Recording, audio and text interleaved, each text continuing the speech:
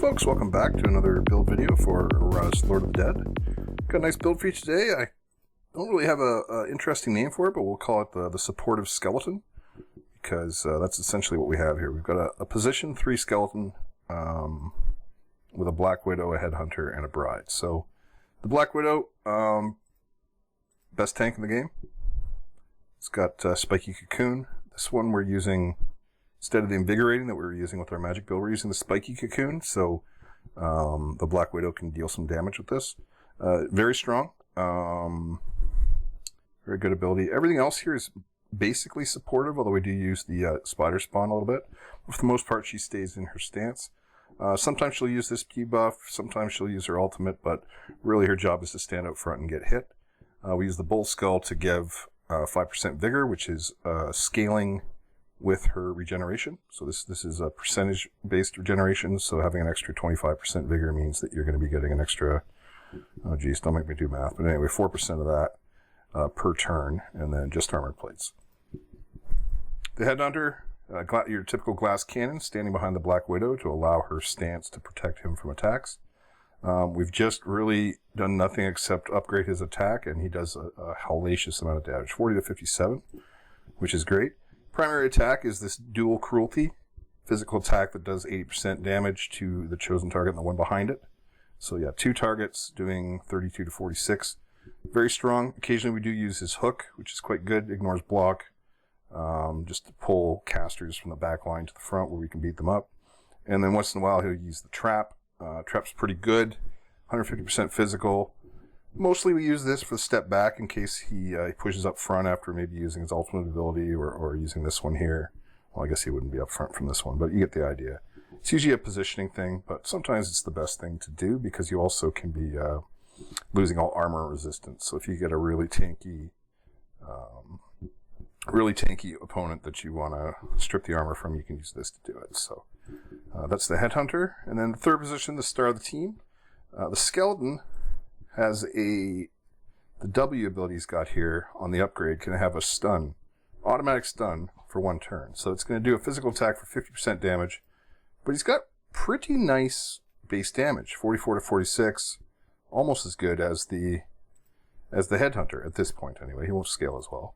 But yeah, that's a guaranteed stun every turn. So really, being in the third position, if you can stay in the third position by having a leg cuffs, you can really, just take out one of the frontliners every turn.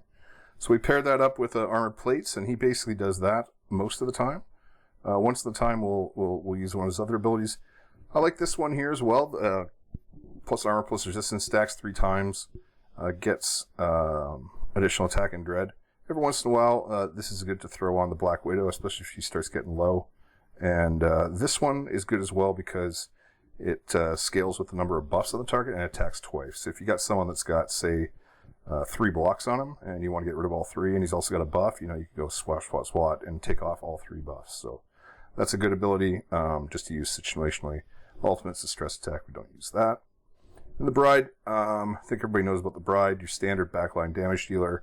She's still one of the, I think, probably the best backline physical damage dealer around. Stuns on a critical, so we make sure that we pump up her crit as well as her attack damage. Basically we use that in the ultimate. Sometimes we'll use her, think of him, just to get a little more attack power depending on the situation.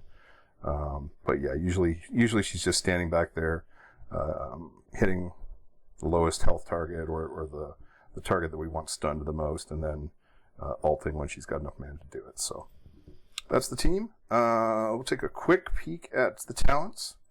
It's very similar to what we usually do. Straight down the R2 to get the heal. Come down here to get the overwhelming ire.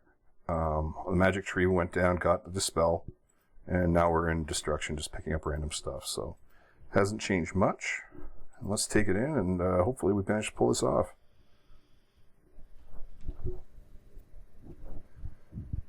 Okay, so there's a bunch of blocks in the enemy team, so we're going to want to try to figure out a way to get rid of that.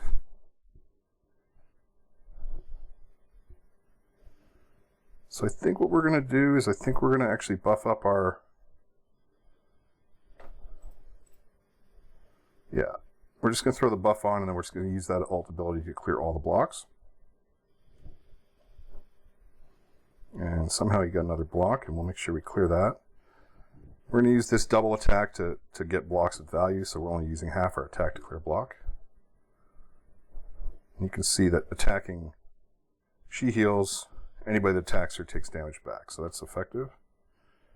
We're going to have to use the step back because we want to make sure that we're... how come he didn't step back? Oh my goodness. Because he's got the leg cuffs, you have to tick this guy to step him forward. Alright, well, it is what it is. So I guess, alright, these guys buffed. Alright, so we've got do your job here. He's going to get 3 attacks for the price of 2. We'll use the stance. Probably going to want to clear this debuff as soon as we get an opportunity. Here, I think we got an opportunity to take this guy out in the front. Pretty close. So we'll use our alt.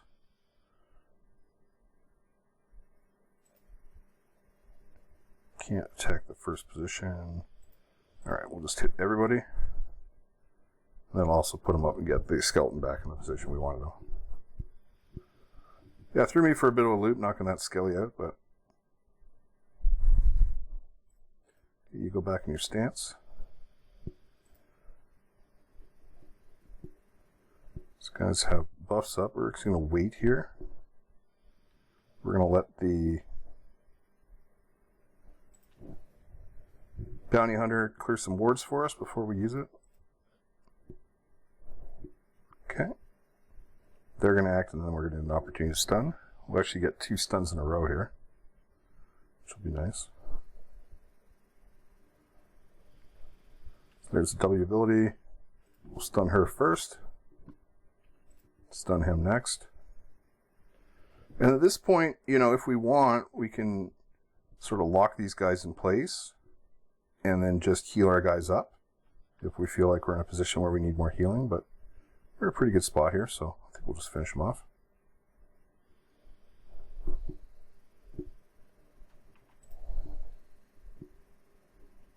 Alright.